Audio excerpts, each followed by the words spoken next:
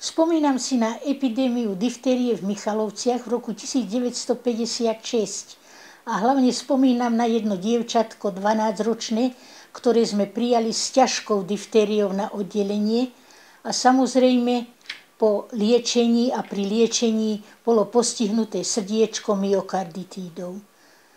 Ale choroba vyvíjala sa dobre, všetci sme sa tešili. Až jedného dňa pribehla sestrička na prízemí za mnou a kričala: "Pani doktorka Magda!" Ja som v 7. mesiaci tehotenstva brala schody po dvoch na druhé poschodie, kde Magda ležala.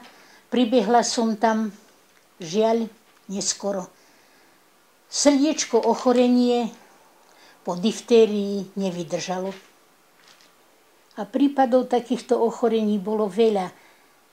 Hlavne hodne tetanu bolo v Michalovciach a keď sme pátrali po zdroji poranení, kde boli, tak väčšinou sa to proste lokalizovalo na brehu Laborca, kde nedaleko bol bytúnok a mnoho pacientov prišlo a keď sme pátrali potom, kde ste utrpeli úraz, kde ste chodili, tak obyčajne to bolo tak v lete, alebo keď bolo teplo a chodili bosí a behali tam okolo toho Laborca, nedaleko toho bytunga a utrpeli úraz na nohe alebo na ruke, keď sa tam hrali proste pri tom Laborci.